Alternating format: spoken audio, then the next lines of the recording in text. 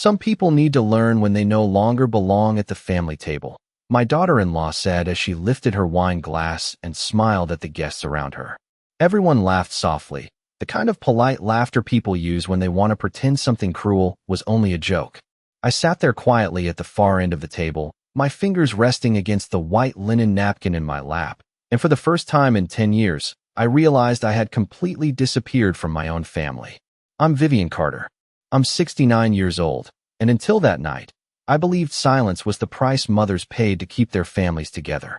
Ethan and Melissa's anniversary dinner was held at a country club just outside Hartford, the kind of place with polished chandeliers and servers who never let a water glass stay empty for more than a minute.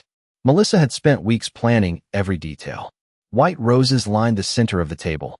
Gold candles flickered softly against crystal glasses. A jazz pianist played near the bar while guests moved through the room dressed in expensive suits and soft pastel dresses. From the outside, it looked perfect. That was Melissa's specialty. She loved appearances more than anything else. 10 years, one of Ethan's business partners said with a grin. That's impressive these days. Melissa reached for Ethan's hand immediately, her diamond bracelet catching the candlelight. Marriage takes sacrifice, she said sweetly. You have to know which relationships help your family grow and which ones hold you back.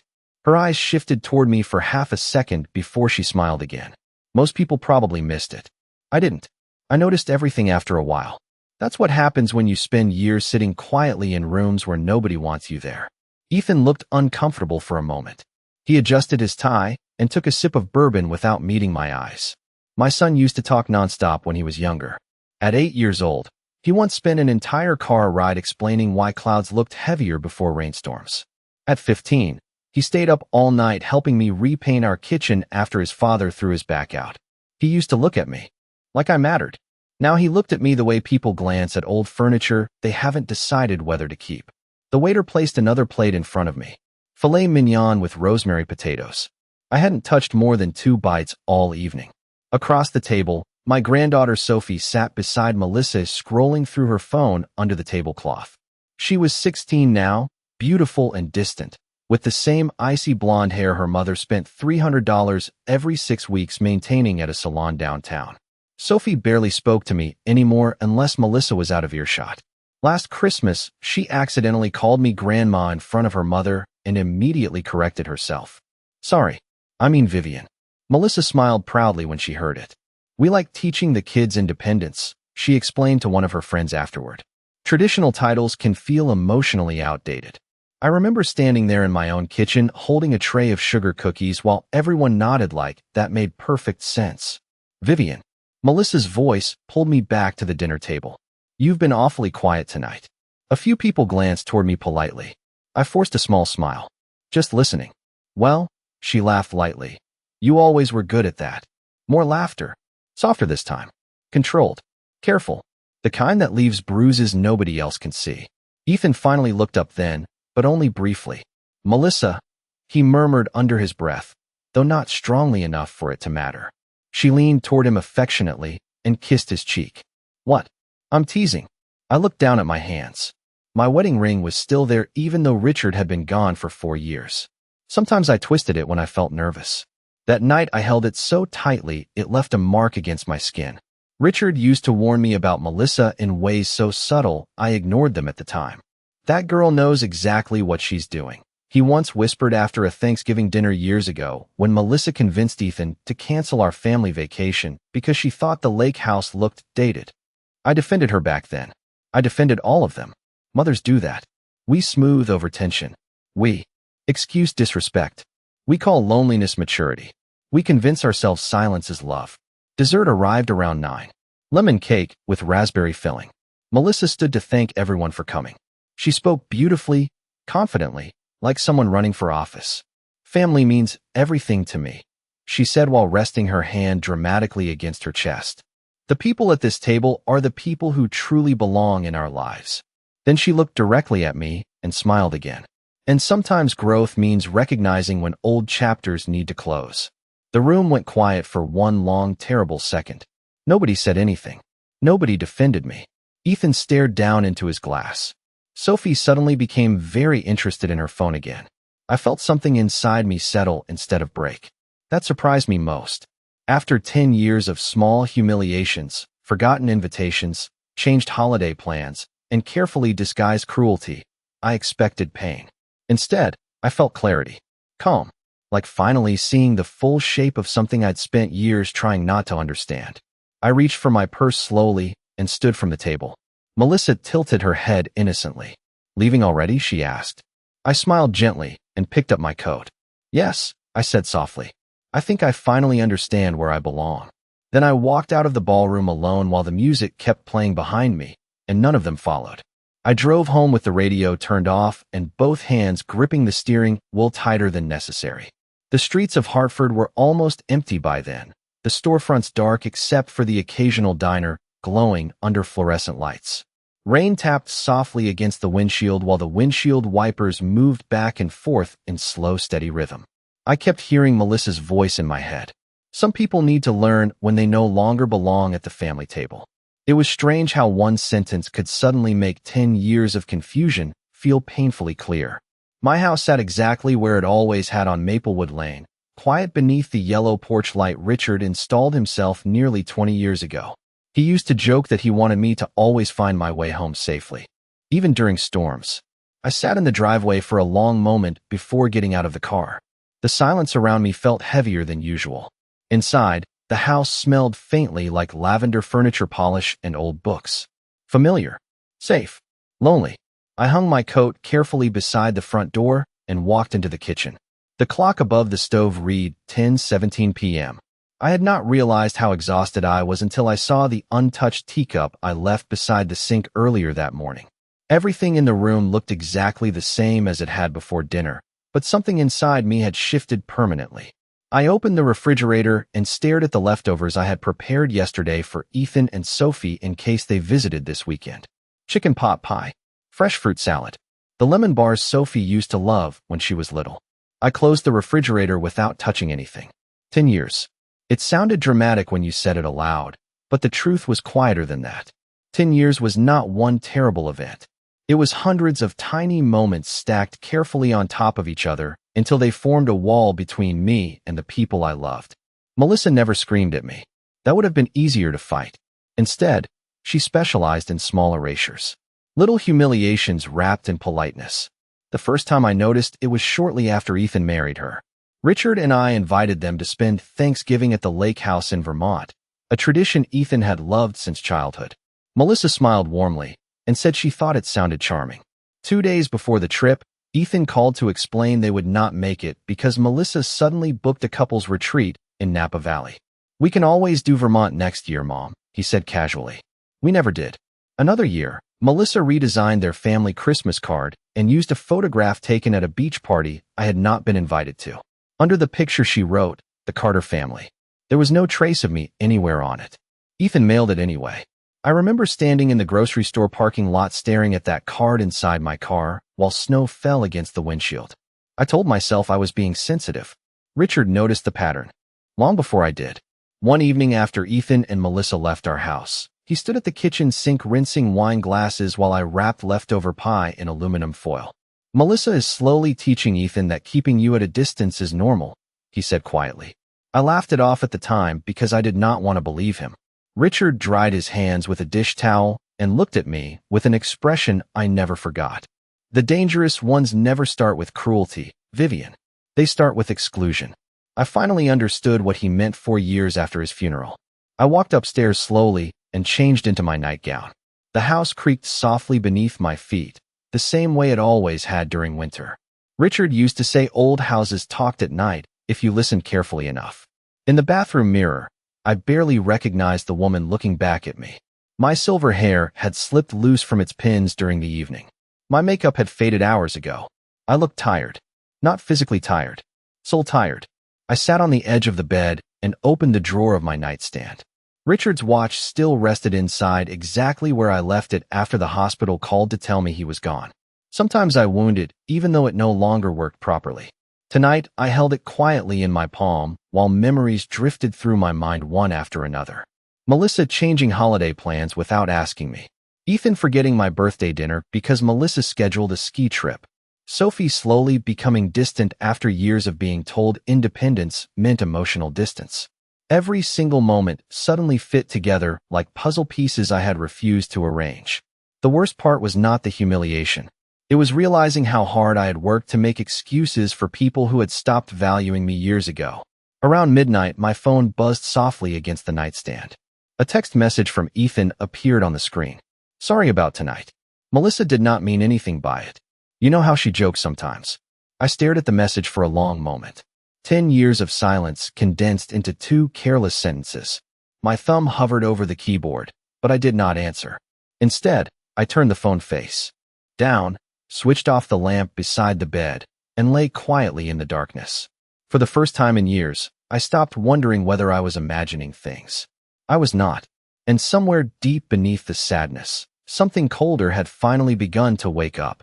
The next morning, the house felt unusually still, as if the walls themselves were waiting for me to decide something. Pale sunlight slipped through the kitchen curtains and spread across the hardwood floor in soft rectangles, while the coffee maker hummed quietly beside the stove. For years, I had followed the same routine every morning. Wake up at 6:30, feed the birds outside the back window, read the Hartford Courant while drinking 1 cup of coffee with exactly 2 teaspoons of cream. Routine had always comforted me. It made loneliness easier to organize. But that morning, everything felt different. I stood at the sink watching a pair of cardinals peck at the bird feeder Richard built by hand 15 winters ago. The paint had faded over time, but it still held together. Richard believed good things should last. Melissa believed old things should be replaced once they stopped being useful. I finally understood that included people too. My phone buzzed again on the counter. Another message from Ethan. "Mom, I hope you got home safe. Melissa thinks maybe things came out wrong last night. We should all have lunch this weekend and clear the air." I read the message twice before placing the phone face down beside the newspaper. Clear the air. That was Ethan's favorite phrase whenever Melissa crossed a line. As if cruelty became harmless once you wrapped it in calm language. I poured my coffee slowly and carried it into the sunroom overlooking the backyard. The hydrangeas Richard planted years ago were beginning to bloom again, blue and pale violet against the white fence. He used to sit out there every Saturday morning with gardening gloves covered in dirt while jazz music drifted softly from the old radio near the window. Sometimes I still caught myself listening for his footsteps. For years after losing him, grief no longer felt sharp. It felt quiet, permanent, like living beside an empty chair nobody else noticed anymore. Around 9 o'clock, the doorbell rang unexpectedly. I almost ignored it because Melissa had trained everyone in the family to text before visiting, as though my home required permission now. But when I opened the door, I froze in surprise. Helen Brooks stood on my porch holding 2 paper cups from Dunkin' Donuts and wearing a long beige coat against the cold spring wind. "You look terrible," she said immediately. I laughed softly despite myself and stepped aside to let her in. Helen had been my closest friend since college. We met at a church fundraiser in Boston almost 50 years ago and stayed close through marriages, children, funerals, and all the quiet disappointments that arrive with age. Unlike me, Helen never softened her opinions to keep other people comfortable. "I heard about last night," she said as we settled into the kitchen. I frowned slightly. "From who?" "From Melissa herself," Helen replied while removing the plastic lid from her coffee. "She called me after the dinner because she wanted sympathy. Apparently you embarrassed her by leaving early." I stared at her across the table. "She called you?" Helen rolled her eyes. "Vivian, that woman treats relationships like public relations campaigns. She wanted to make sure people heard her version first." Something cold tightened quietly in my chest. It sounded exactly like Melissa. Control the narrative before anyone else speaks. Helen studied me carefully for a moment before lowering her voice. "How long have you known?" "Known what?" She hesitated just long enough to make me uneasy. "That they are planning to move you out of this house." The kitchen suddenly felt too quiet. Even the clock above the stove seemed louder than before. "What are you talking about?" I asked slowly. Helen wrapped both hands around her coffee cup. 3 days ago, I had lunch with Barbara Jenkins from Coldwell Banker. She mentioned Melissa contacted her about evaluating your property. My stomach tightened instantly. Evaluating it for what? Helen held my gaze carefully. "Melissa told her your family was preparing to transition you into assisted living sometime this year." For a moment, I genuinely thought I had misunderstood her words. Assisted living. My mind rejected the phrase completely. I was 69 years old, healthy, fully independent, still driving myself across Connecticut without trouble. I paid my own bills, managed my own home, balanced my own investments. That does not make any sense, I whispered. Helen's expression softened with pity. Vivian, Barbara assumed you already knew. I looked down at my coffee, but suddenly could not remember whether I had added sugar to it. Memories began surfacing one after another with terrible clarity. Melissa casually mentioning how exhausting home maintenance could become for older people. Ethan suggesting smaller homes were easier to manage. Sophie once asking whether I was scared of nursing homes after hearing Melissa discuss retirement communities over dinner. At the time, I dismissed every comment individually. Together, they formed something far uglier. They have been planning this, I said quietly. Helen nodded once. I think they have. The room blurred slightly around the edges before settling again. I stood up slowly and walked toward the kitchen window. Outside, the bird feeder swayed gently in the wind. For 10 years, I had convinced myself Melissa simply disliked me. But this was different. This was strategy. Long-term. Patient. Calculated. Behind me, Helen spoke softly. Vivian, I need to ask you something difficult. I turned back toward her. Do Ethan and Melissa know the house is still protected under Richard's trust? Silence filled the room immediately. Helen's eyes widened slightly as she watched my expression change. Richard never fully trusted Melissa either. 2 years before his death, he quietly restructured almost everything without telling Ethan details. At the time, I thought he was being overly cautious. Now I realized he had been preparing for something I refused to see. I walked slowly back toward the table and sat down again. Then for the first time in years, I smiled without sadness. No, I said calmly. They do not. After Helen left, I remained at the kitchen table long after her coffee cup had gone cold.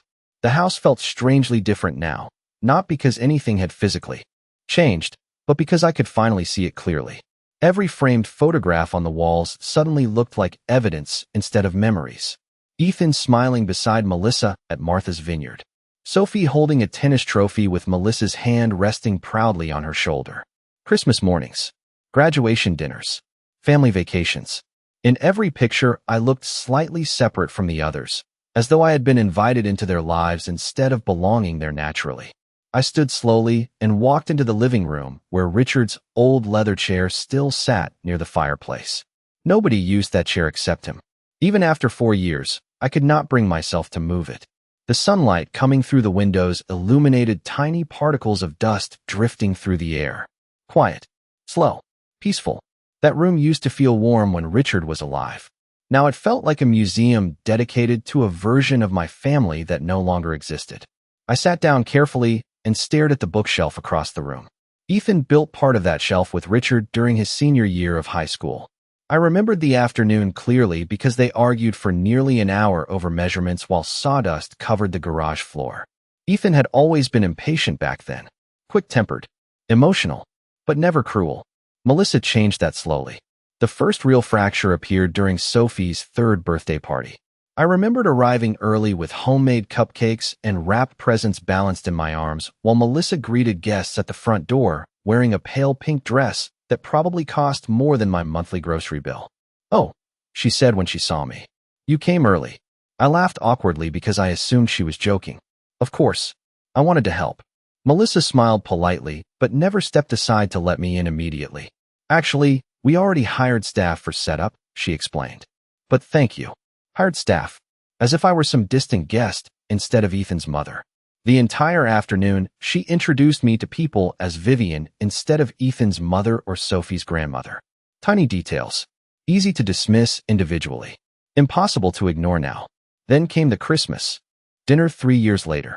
Melissa decided formal place cards would make the evening feel elegant. I still remember standing beside the dining table searching for my name, while everyone else settled into their seats laughing softly over glasses of wine.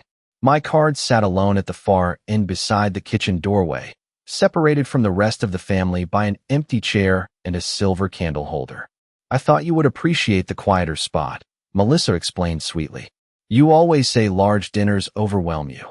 I never said that once in my life. Ethan noticed the seating arrangement. I saw it in his face, but he said nothing. He simply pulled out Melissa's chair and sat beside her while I quietly folded my napkin in my lap and pretended not to care. That was the moment Richard stopped trusting them completely. Later that night, after everyone left, he stood beside the sink rinsing dishes in silence before finally speaking. "Melissa enjoys watching people accept disrespect politely," he said calmly. I remember feeling defensive immediately. "You are overreacting," I told him. Richard dried his hands slowly before turning toward me. "No, Vivian. You are underreacting." I hated hearing that because deep down I knew he was right. Around that same time, Richard quietly began restructuring our financial accounts. Not dramatically, not suspiciously. He simply became careful. He transferred the house into a protected family trust managed by an independent attorney. He reorganized investment accounts, adjusted beneficiary clauses, established legal barriers I barely understood at the time. "I just want you protected," he told me one evening while reviewing paperwork in his office. I laughed softly and asked him what exactly he thought would happen.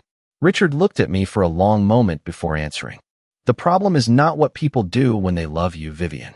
The problem is what they do once they stop needing you." At the time, I thought grief and age had made him cynical. Now I realized he saw everything long before I did. My thoughts were interrupted by another vibration from my phone resting on the side table. This time it was Melissa, a rare occurrence. Her messages usually arrived through Ethan because she preferred maintaining emotional distance whenever possible. I opened the text slowly. "I hope you are feeling better today. Last night became awkward and I think everyone was emotional. Ethan is worried about you living alone so much. Maybe we should discuss some healthier long-term options for your future." I stared at the screen without blinking. Healthier long-term options. There it was again. The same careful language. Soft words hiding hard intentions. My chest tightened slightly, but not from sadness anymore. Clarity had a strange effect on fear. Once you finally understood someone's motives, they stopped seeming powerful. I set the phone down gently and walked toward Richard's office at the end of the hallway. The room still smelled faintly like cedarwood and old paper. His desk remained organized exactly the way he left it. Inside the bottom drawer sat a thick dark blue folder labeled Carter Family Trust. I had not opened it in over 2 years. Slowly, I lifted it into my hands and carried it back toward the living room.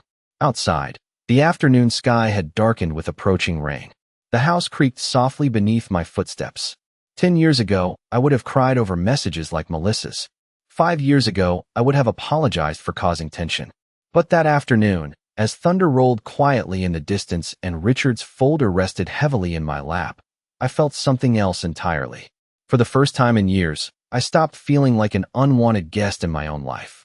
Rain fell steadily that evening, soft against the windows and heavy against the roof of the house Richard built 41 years ago with his own hands and too much confidence in his ability to read blueprints.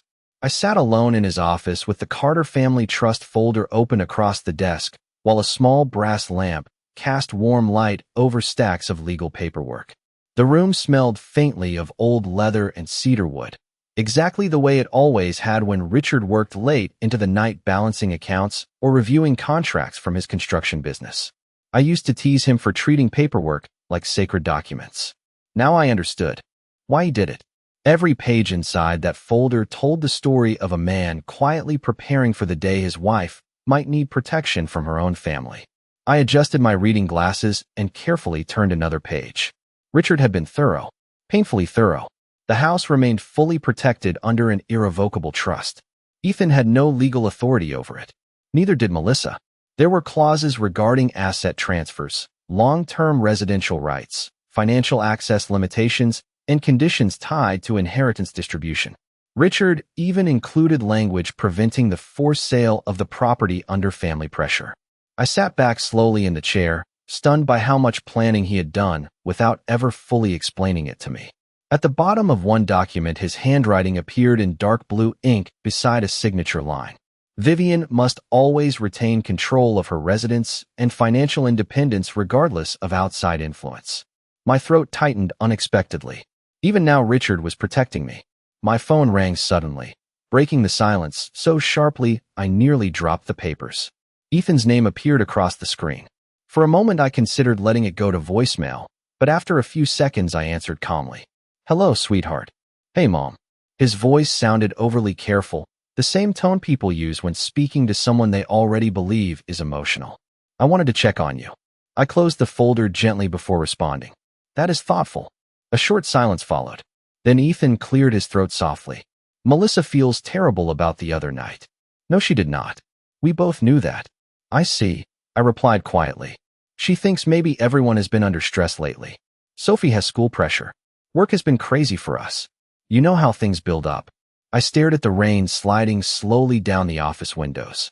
Things do build up, I said softly. Another pause. Mom, Ethan continued carefully. Melissa and I have been talking about your future lately. There it was again. Your future. Not your happiness. Not your wishes. Your future. As if I were becoming a management issue instead of a person. My future. I asked calmly. You have been alone for a long time, he said quickly. And this house is a lot to maintain at your age. We just want to make sure you are safe and comfortable long term. I almost smiled hearing the exact same language Melissa used in her text earlier that afternoon. They had rehearsed this conversation together. Comfortable, I repeated. Of course. Ethan sounded relieved that I was not arguing. Actually, Melissa found a beautiful senior living community outside Greenwich. It is upscale. Private gardens. On-site dining. Fitness programs. They even have transportation services. I looked around Richard's office slowly while he spoke. The bookshelves Richard built himself. The framed photographs from our anniversary trips to Maine. The antique clock his father gave us when Ethan was born. My entire life existed inside these walls. And my son was describing replacement options like he was trading in an old car. That sounds lovely, I said quietly. Ethan exhaled softly, almost surprised by my calmness. You do not have to decide immediately, he added. But Melissa and I think it might be healthier if you started downsizing soon. Healthier. Another carefully selected word. I finally understood something in that moment. Melissa did not manipulate through anger. She manipulated through presentation. Everything sounded reasonable if you ignored the cruelty underneath it. I appreciate your concern, I told him gently. You always raised me to look out for family, Ethan replied. The irony nearly took my breath away. After we ended the call, I remained motionless in Richard's chair for several minutes. The rain continued outside, while the grandfather clock in the hallway ticked steadily in the background. 10 years ago, that conversation would have shattered me completely. I would have cried, questioned myself, wondered whether I really was becoming difficult or burdensome. But now I could hear the strategy beneath every word. Melissa had already convinced Ethan this house belonged emotionally to them long before they ever hoped to control it legally. My eyes drifted back toward the open trust documents. One page near the bottom caught my attention immediately. In the event of coercion, manipulation, or attempts to pressure Vivian Carter regarding residential decisions, primary discretionary authority shall immediately transfer to attorney Richard Lowell for independent enforcement. I read the sentence twice, then a third time. Richard had anticipated this exact situation years before it happened. A strange calm settled over me. For the first time since the anniversary dinner, I no longer felt cornered. I felt prepared. Slowly, I reached for my phone and searched through my contacts until I found a number I had not called in nearly 18 months. Richard Lowell, Richard's attorney and oldest friend. My finger hovered briefly over the screen before I pressed dial. He answered on the second ring. Vivian. His warm voice sounded surprised. It has been a long time. I glanced once more around the office before speaking. Richard, I said softly. I think it is finally time for us to talk. Richard Lowell arrived at my house the following afternoon carrying a slim leather briefcase and wearing the same charcoal gray overcoat he had worn to Richard's funeral 4 years earlier. Some people seemed untouched by time. Richard Lowell was one of them. His silver hair remained perfectly combed, his posture straight, his voice calm in the way only experienced attorneys and old surgeons ever managed. He stepped into the foyer and paused for a moment, glancing around the house quietly before looking back at me. It still smells like cedarwood, he said softly. Richard loved that scent. I smiled faintly and led him toward the kitchen. Outside, the rain had finally stopped, leaving the backyard washed clean beneath pale spring sunlight. I prepared coffee while Richard removed several folders from his briefcase and placed them neatly across the table. Unlike Ethan and Melissa, he never rushed conversations. He waited patiently while I sat down across from him and folded my hands together. Helen told me enough to understand the general situation, he said carefully. But I would rather hear it from you. So I told him everything. The anniversary dinner. Melissa's comments. Ethan discussing assisted living as if it were already decided. The realtor. The pressure hidden beneath concern. Richard listened without interrupting once. Only his eyes changed occasionally, narrowing slightly whenever Melissa's name appeared in the conversation. When I finally finished speaking, silence settled heavily across the kitchen. Richard removed his glasses slowly and placed them on the table. Your husband anticipated this possibility years ago, he said calmly. I did not understand why at the time. Now I do. I looked down at my coffee cup. Was he worried about Ethan? Richard hesitated carefully before answering. No. He was worried about Ethan becoming weak.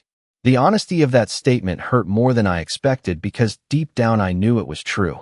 Ethan was not cruel by nature. That was the tragedy of it. Cruel people often acted openly. Weak people participated quietly while someone else carried out the damage for them. Richard opened one of the folders and turned several pages toward me. Legally, the house is fully protected. Melissa cannot force a sale. Ethan cannot pressure ownership transfer. And no residential changes can occur without your direct authorization and my independent approval. Relief moved quietly through my chest, but it was quickly replaced by something colder. Then why do they sound so confident? I asked softly. Richard gave a tired smile. Because most manipulation relies on emotion, not law. He leaned back slightly in his chair. Vivian, people like Melissa assume pressure eventually creates surrender. She believes if she isolates you long enough, confuses you long enough, or makes you feel guilty long enough, you will eventually hand over control voluntarily. I stared at the table in silence because every word was true. Richard studied me carefully for a moment before continuing. Your husband also established something else after Sophie was born. He opened another folder and slid a document toward me. I adjusted my glasses and looked down slowly. It was an education trust. One I vaguely remembered signing years ago. Richard tapped the page gently with his finger. You currently fund Sophie's private school tuition, future college expenses, and a discretionary family support account connected to Ethan's household. My eyes widened slightly. I knew about the tuition fund. I did not realize the rest was still active. Richard nodded once. Melissa knows. Suddenly, several memories rearranged themselves in my mind all at once. Melissa insisting Sophie remain at private academies with $20,000 annual tuition. Ethan mentioning expensive renovations despite ongoing business struggles. Melissa planning luxury vacations while constantly discussing financial stress. They were spending comfortably while quietly relying on support they assumed would never disappear. Richard folded his hands calmly. Your husband instructed me to say nothing unless absolutely necessary. But Vivian, I believe we reached that point. The kitchen felt very quiet again. Somewhere outside, wind moved softly through the trees near the back fence. What happens if I stop the support? I asked. Richard's expression remained neutral. Legally, nothing. Emotionally, he paused slightly. I suspect Melissa notices immediately. For the first time in days, I smiled without sadness. It was small, calm, almost unfamiliar. Richard noticed it instantly. There is the woman your husband always described, he said quietly. The one everyone underestimated. I looked toward the backyard where Richard's old bird feeder swayed gently in the breeze.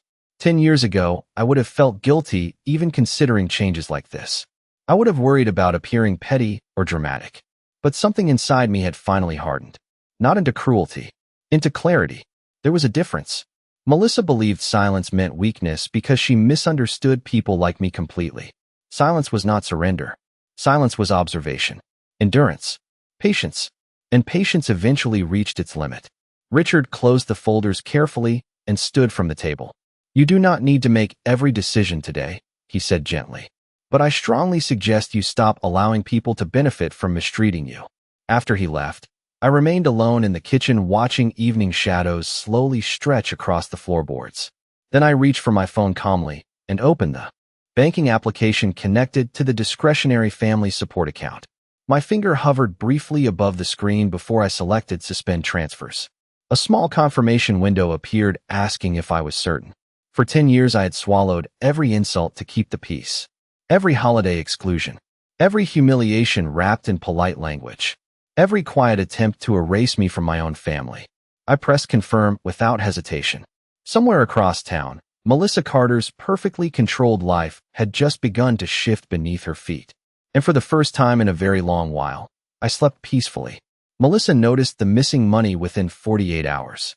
I knew she would, because people who build their lives around control always notice the moment something shifts beyond their reach. It started with 3 missed phone calls from Ethan on Tuesday morning while I was pruning rose bushes in the backyard. The sky over Hartford was bright and cloudless, the kind of crisp spring morning Richard loved because it made the whole neighborhood smell faintly of fresh grass and rainwater. I wore old gardening gloves and moved slowly between flower beds while the sound of birds drifted through the trees. For the first time in years, my phone buzzing inside the house did not immediately fill me with anxiety. By the time I returned inside around noon, Ethan had left 2 voicemails. The first sounded confused. The second sounded tense. "Mom, Melissa said there may be an issue with Sophie's tuition payment processing this morning. Did you change banks or something?" I listened quietly while pouring iced tea into a glass. 30 minutes later, another message arrived. This time Melissa herself called. I let it ring twice before answering calmly. "Hello, Melissa." Her voice sounded unusually tight beneath its polished sweetness. "Vivian, I hope I am not bothering you."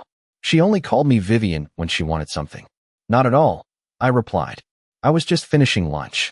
"Wonderful," she said quickly, though she sounded distracted. "I actually wanted to ask you something small. Sophie's academy contacted us this morning regarding a tuition transfer delay." Ethan thought, "Perhaps your banking information changed." I stirred ice cubes slowly inside my glass before answering. "No, nothing changed accidentally." Silence. Very brief. Very sharp. "I am sorry," she asked carefully. "I suspended the account," I said calmly. Another silence followed. Longer this time. I could practically hear her reorganizing her thoughts in real time. "Suspended?" she repeated softly. "Temporarily," I clarified. "I have been reviewing my finances recently." Melissa laughed lightly, but the sound carried tension underneath it now. "Oh, of course. We completely understand wanting to stay organized." "No, you do not," I thought quietly. People like Melissa only understood ownership when they benefited from it. "I appreciate that," I replied. "At my age, it is important to reassess priorities." She paused again. "Well," she said slowly, "Sophie's tuition is due this Friday." "I am aware." More silence. Then finally her voice lost some of its warmth. "Vivian, Sophie has attended Westbridge Academy her entire life. Interrupting her education now would be very disruptive." There it was. Not concern for me. Concern for disruption. "I am sure you and Ethan will figure something out," I said gently. Her breathing changed slightly over the phone. I thought Richard established those accounts specifically for family. I smiled faintly while looking out the kitchen window toward Richard's bird feeder swaying in the breeze. "He did," I answered softly. "And I believe he expected family to behave like family in return." Complete silence filled the line after that. No pretending anymore. No careful social performance. Just quiet calculation.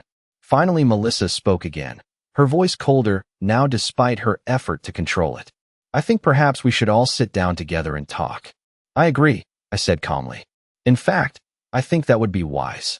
We arranged dinner for Saturday evening at Ethan and Melissa's house. The moment the call ended, I placed my phone face down on the counter and took a long, slow breath. My hands were steady. That surprised me most.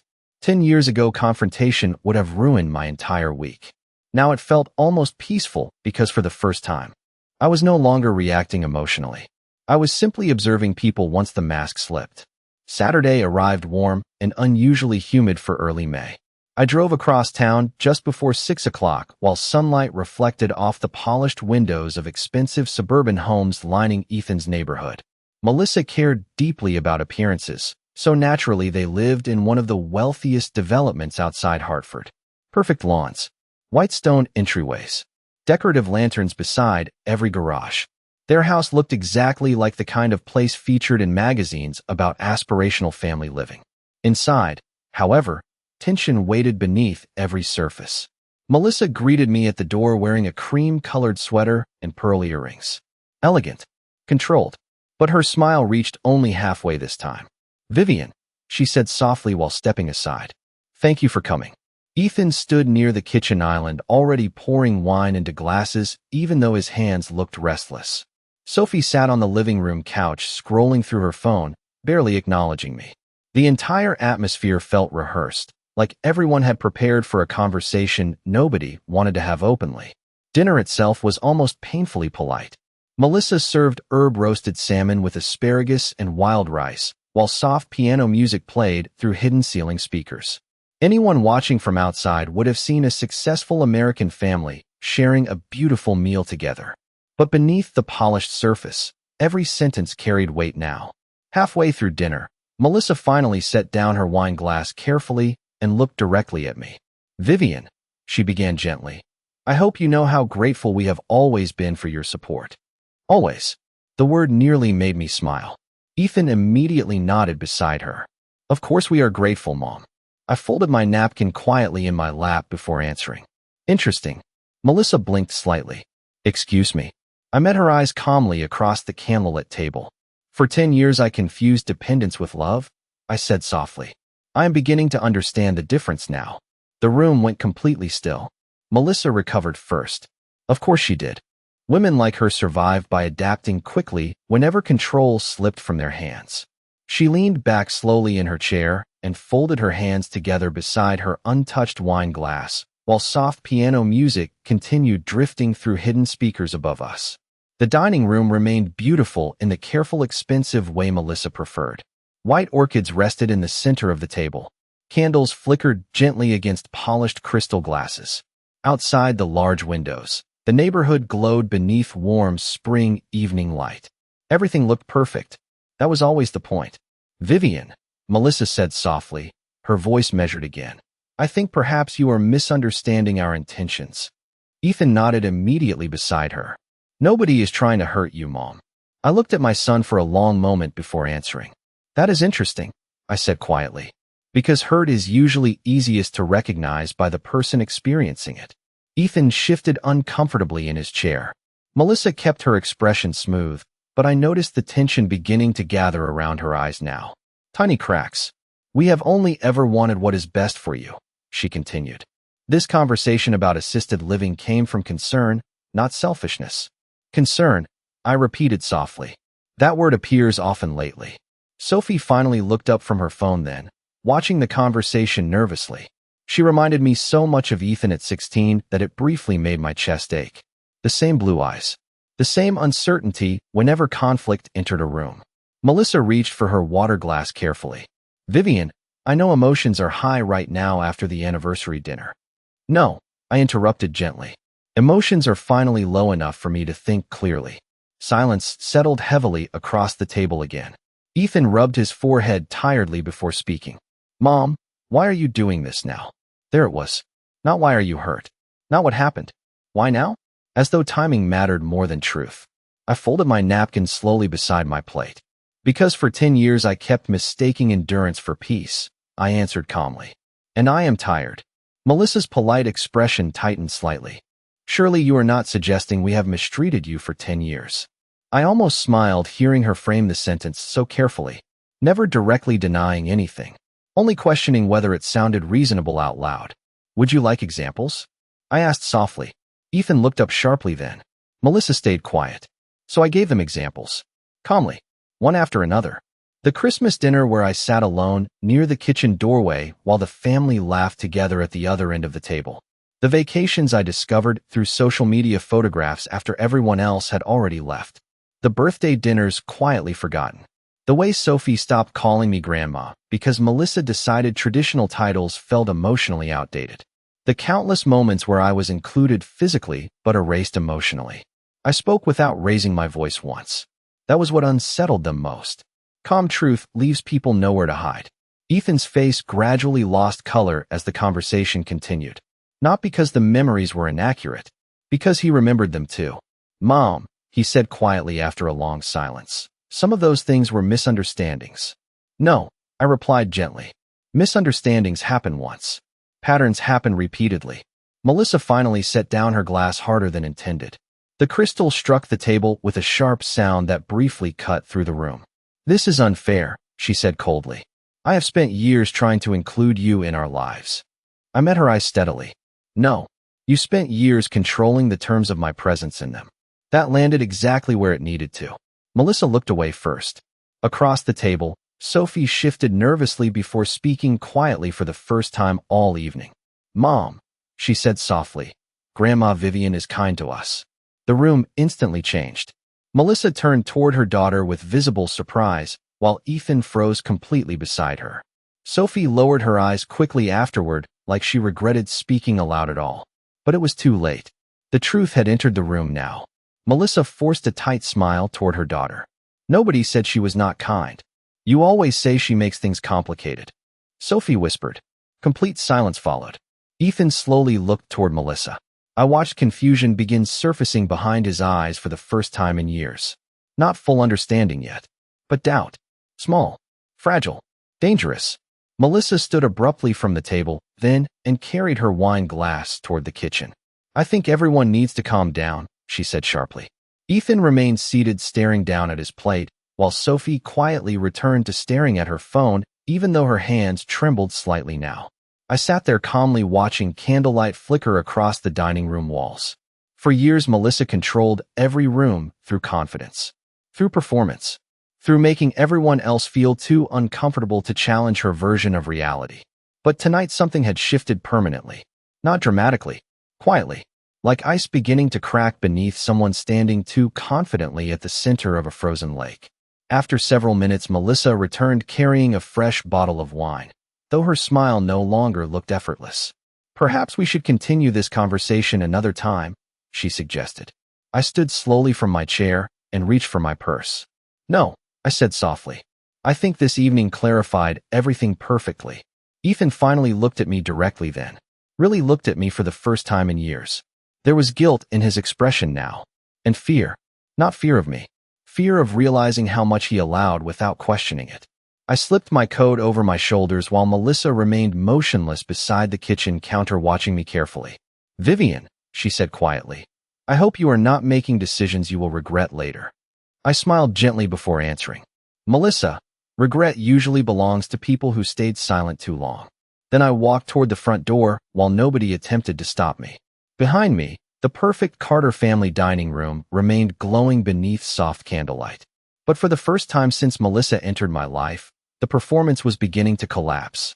3 weeks later, I sat alone on the back porch just before sunrise with a wool blanket draped over my shoulders and a cup of coffee, warming my hands while the first light of morning slowly touched the trees behind the house.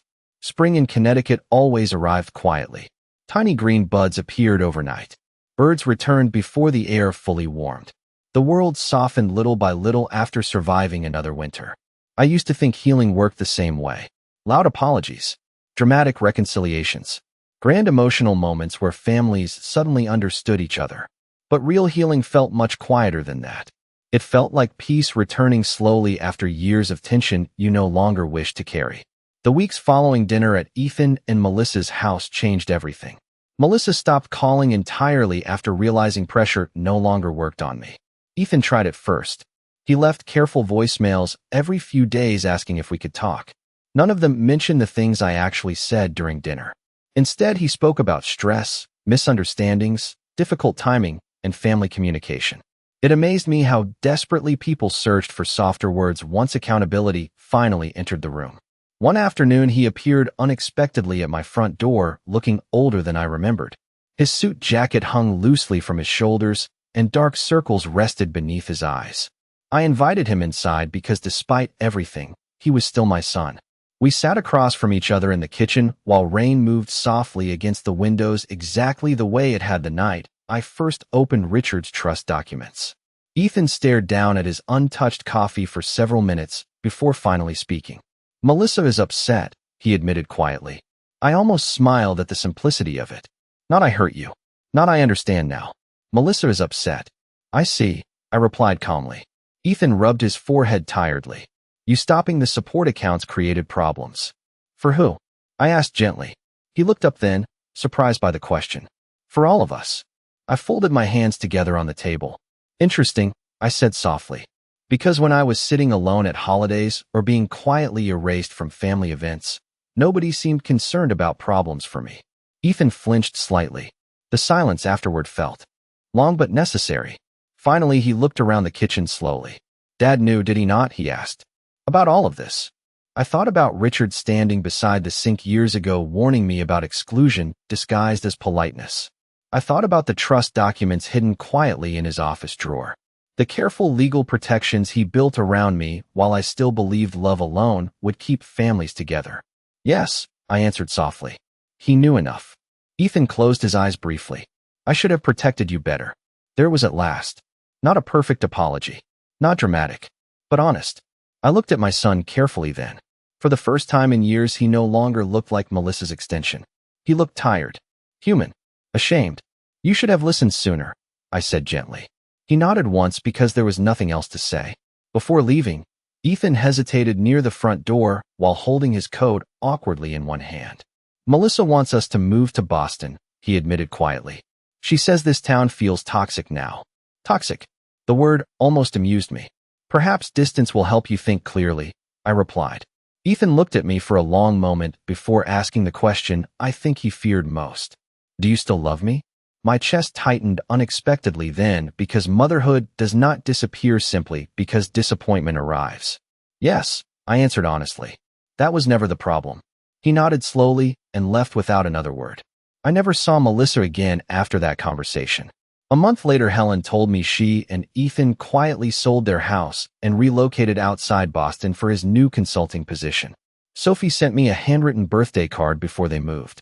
At the bottom she wrote, I miss who we used to be. I cried after reading that one. Not loudly, just quietly at the kitchen table while afternoon sunlight rested across the hardwood floors. Some grief arrives gently once truth clears the noise away. By midsummer, my life settled into something peaceful again. I joined a coastal gardening club in Mystic. I began taking long morning walks beside the water. Richard Lowell helped me establish a scholarship fund for older women rebuilding.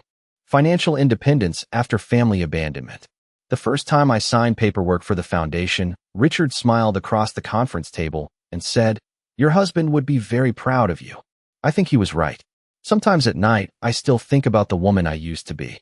The one who stayed silent through every insult because she believed keeping the peace made her loving. But silence does not always protect families. Sometimes it protects the people causing harm. I understand that now. The morning sun climbed higher over the backyard while birds gathered around Richard's old feeder, swaying softly in the breeze. My phone rested quietly beside me on the porch table. Ethan still called occasionally. Sometimes I answered. Sometimes I did not. Healing no longer required urgency. That was the gift of finally reclaiming yourself after years of disappearing. I took another slow sip of coffee and closed my eyes briefly beneath the warmth of the rising sun. For 10 years I stayed silent because I thought endurance was strength. I was wrong. The real strength began the moment I finally spoke.